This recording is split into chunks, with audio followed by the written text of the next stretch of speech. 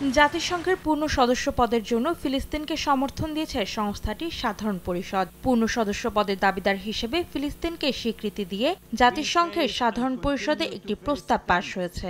সেখানে ইতিবাচকভাবে বিষয়টি পুনর্বিবেচনার জন্য নিরাপত্তা পরিষদকে সুপারিশ করা হয়েছে।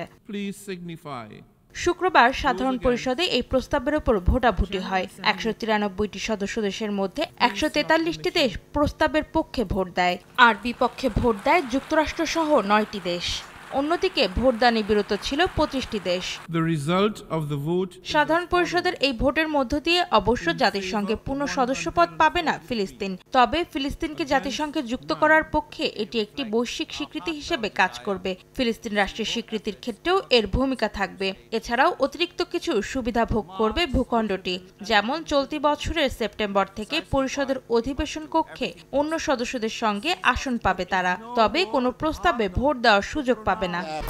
1, 2, 3 ঢাকায় জমি জিতে নিন 100% ক্যাশব্যাক সহ 20 কোটি টাকার পুরস্কার। শুক্রবারের ভোটের পর ফিলিস্তিনের প্রেসিডেন্ট মাহমুদ আব্বাস বলেন, প্রস্তাব পাশে প্রমাণ করে বিশ্ব ফিলিস্তিনিদের স্বাধীনতা ও অধিকারের পক্ষে রয়েছে। একই সঙ্গে তারা ইসরায়েলের দখলদারির বিপক্ষে রয়েছে। অপরদিকে এই ভোটের নিন্দা জানিয়েছেন জাতিসংঘের ইসরায়েলের রাষ্ট্রদূত গিলাদ এরদান। তিনি বলেন, জাতিসংঘ এখন একটি সন্ত্রাসী রাষ্ট্রকে স্বাগত জানাচ্ছে। গেল মাসে নিরাপত্তা পরিষদে ফিলিস্তিন রাষ্ট্রের স্বীকৃতির একটি প্রস্তাব উঠলে যুক্তরাষ্ট্রের ভেটোতে তা খারিজ হয়ে যায়।